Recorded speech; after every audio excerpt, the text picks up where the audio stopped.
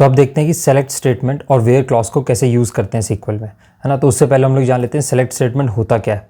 तो select statement हम लोग यूज़ करते हैं जब हम लोग कोई डेटाबेस से डेटा को रिट्रीव करना होता है या उसको रीड करना होता है ना। मतलब जैसे इंग्लिश में नॉर्मल सेलेक्ट यूज़ करते हैं, वही सेम वर्ड इसमें भी होता है। Select statement is use to select data from database.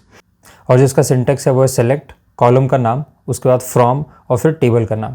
इस तरह से आप डेटा सेलेक्ट कर सकते हो। इसके बाद अगर आपको सारा डेटा चाहिए जो भी इस टेबल के अंदर है, चाहे वो कॉलम्स और रोज़ हो, सारा डेटा चाहिए, तो उसके लिए हम लोग यूज़ करते हैं एस्ट्रे का साइन, मतलब सेलेक्ट स्टार फ्रॉम टेबल का नाम, है ना। तो उससे आपको सारा डेटा मिल जाएगा। और थर्ड चीज़ है जो काफ़ी ज़्यादा यूज़ करोगे आप सेलेक्ट स्टेटमेंट के साथ, वो है डिस्टिंक्ट, है ना। तो डिस्टिंक्ट का मतलब जब आपको उस कॉलम के अंदर यूनिक वैल्यूज़ चाहिए तो आप डिस्टिंक्ट का यूज़ करते हो, क्योंकि ये क्या करेगा, सारा का सारा डुप्लीकेट वैल्यूज़ को रिमूव कर देगा और आपको यूनिक वैल्यू देगा, है ना। तो इसका जो सिंटेक्स है वो है सेलेक्ट, डिस्टिंक्ट आप लिखोगे, उसके बाद कॉलम का नाम और फ्रॉम टेबल। तो चलो अब इसको हम लोग एग्जाम्पल के थ्रू समझ लेते हैं। तो ये आ गया मैं डेटाबेस में, यहाँ पे मैं लिखता हूँ सेलेक्ट एवरीथिंग फ्रॉम क्लासरूम। तो ये मेरा टेबल है, एस्ट्रे में लगा रहा हूँ, स्टार लगा रहा हूँ, इसका मतलब सारा डेटा चाहिए मुझे, आप सेलेक्ट करिए। तो ये सारा डेटा है जो कि क्लासरूम टेबल के अंदर है। उसमें रोल नंबर है, नेम है, हाउस है और ग्रेड है, ठीक। और उसमें 5 बच्चों के डेटा है, तो 5 रोज़ ऑफ डेटा है। तो इस तरह से आप पूरा डेटा सेलेक्ट कर सकते हो अगर आप एस्ट्रे लगाते हो। अब मैं चाहता हूँ कि मुझे सिर्फ कुछ ही डेटा चाहिए, तो जैसे मुझे सिर्फ 2 कॉलम चाहिए, रोल नंबर चाहिए और नेम चाहिए, तो आप सिर्फ वो 2 कॉलम लिख दो और आप इसको रन कर दो।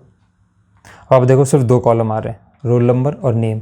अब इसमें अगर आपको 3 कॉलम चाहिए तो यहाँ पे आप कॉमा लगा के लिख दीजिए GRADE ग्रेड, और आप इसको रन कर दीजिए तो आपके पास ग्रेड भी आ जाएंगे। इस तरह से हम लोग सेलेक्ट स्टेटमेंट का यूज़ कर सकते हैं। अब देखते हैं डिस्टिंक्ट का।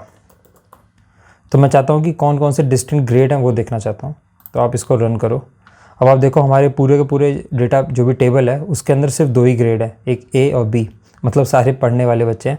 तो इस तरह से आप डिस्टिंक्ट वैल्यू या यूनिक वैल्यूज़ फाइंड कर सकते हो। तो अब नेक्स्ट देखते हैं कि वेयर क्लॉज क्या होता है। तो एक्चुअली वेयर क्लॉज हम लोग यूज़ करते हैं जब आपको डेटा को फिल्टर करना हो। तो जो टेबल है उसमें हम लोग कंडीशन लगा के उस डेटा को फिल्टर कर सकते हैं। और यहाँ पे लिखा हुआ है it is use to extract only those records that fulfill the specified condition. तो जो भी आप उसमें कंडीशन डालते हो उसके हिसाब से आप डेटा को फिल्टर करके वही आपको दिखाएगा। इसका सिंटेक्स होता है सेलेक्ट, कॉलम का नाम, फ्रॉम टेबल, उसके बाद वेयर और जो कंडीशन आप लिखोगे। तो यहाँ पे हम लोग वेयर लिखते हैं और फिर जो भी कंडीशन आप लिखना चाहो, ठीक है। तो इसका एग्जांपल देख लेते हैं हम लोग। तो यहाँ पे मैंने सीक्वल में वो स्टेटमेंट लिख दिया है। इसको रन करने से पहले एक बार स्टेटमेंट समझ लेते हैं। सेलेक्ट नेम, तो इस टेबल में से वो सिर्फ नेम कॉलम उठाएगा, है ना, ये सेकंड कॉलम।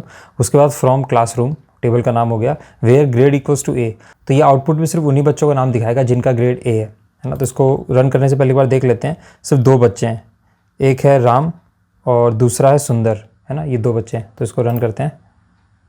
अब आप देखो सिर्फ 2 ही नाम आए, राम और सुंदर। तो इस तरह से हम लोग वेयर क्लॉज का यूज़ करते हैं।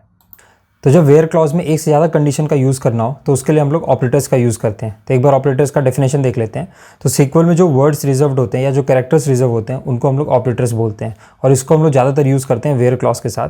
तो इसमें काफ़ी सारे आपके पास ऑपरेटर्स आते हैं, डिफरेंट टाइप्स ऑफ ऑपरेटर्स होते हैं, बट जो सबसे ज़्यादा यूज़ होने वाले ऑपरेटर्स हैं वो 4 हैं जिसको आप सबसे ज़्यादा यूज़ करोगे एसक्यूएल में। एक है आपका अर्थमेटिक ऑपरेटर्स, दूसरा कंपैरिजन ऑपरेटर्स, तीसरा लॉजिकल ऑपरेटर्स और चौथा है बिटवाइज ऑपरेटर्स।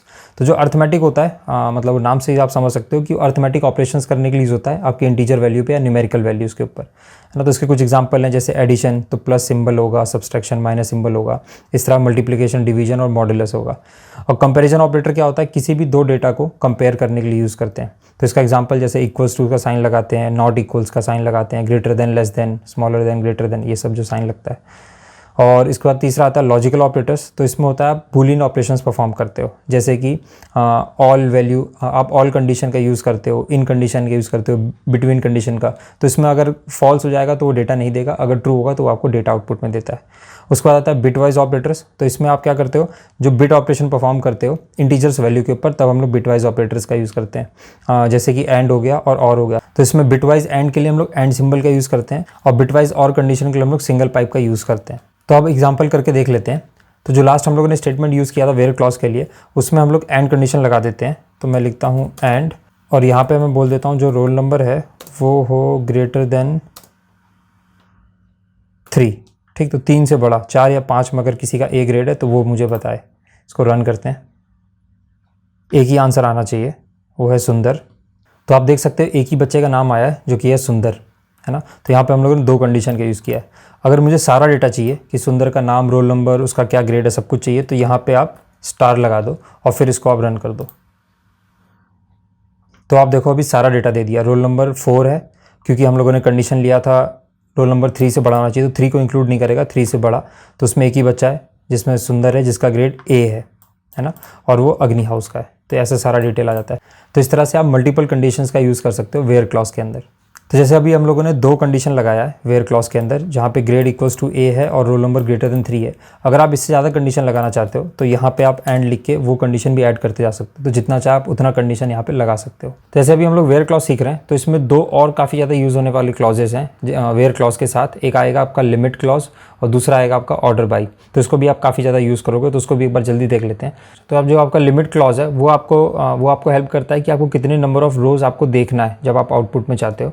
और जो ऑर्डर बाई क्लॉज है वो आपको हेल्प करेगा डेटा को सॉर्ट करने में। तो एक बार हम लोग इस एग्जांपल के थ्रू समझ लेते हैं। तो जैसे आप देख सकते हो एक टेबल है कस्टमर करके, तो अभी ये डेटा सॉर्टेड है कस्टमर आईडी के बेसिस पे। तो अभी मैं चाहता हूँ कि ये नेम के बेसिस पे सॉर्ट हो जाए। तो मैं क्या करूँगा, यहाँ पे सेलेक्ट सब कुछ, ठीक है चलेगा, फ्रॉम, और मैं बोल दूँगा ऑर्डर बाय फर्स्ट नेम। अगर आपको असेंडिंग चाहिए तो आप ASC लिखोगे, और आपको डिसेंडिंग चाहिए होगा तो आप DESC लिखोगे, ठीक। तो मुझे अभी असेंडिंग में चाहिए, तो आप देख सकते हो अभी सबसे ऊपर पे मैरी है, अभी चेंज हो जाएगा। इसको करते हैं रन। अब आप देखो सबसे ऊपर आ गया बारबेरा, क्योंकि B से ऊपर कोई नहीं है, B है, फिर D, फिर E, ऐसे लास्ट में जाके S आ गया, ठीक। तो इस तरह से आप ऑर्डर बाई की हेल्प से डेटा को सॉर्ट कर सकते हो। और अगर बात करें लिमिट का, तो जैसे अभी टोटल आप देखोगे 15 रोज ऑफ डेटा आ रहा है ना। और अगर मैं यूज़ करता हूँ लिमिट, और मैं लिमिट करके बोल देता हूँ 5, लिमिट, और यहाँ पे लिख देता हूँ 5। अगर इसको आप रन करोगे तो अभी सिर्फ 5 रोज ऑफ डेटा दिखाएगा। इसको रन करते हैं, आप देखो सिर्फ टॉप 5 के दिखा रहा है ना। तो ये लिमिट का यूज़ होता है।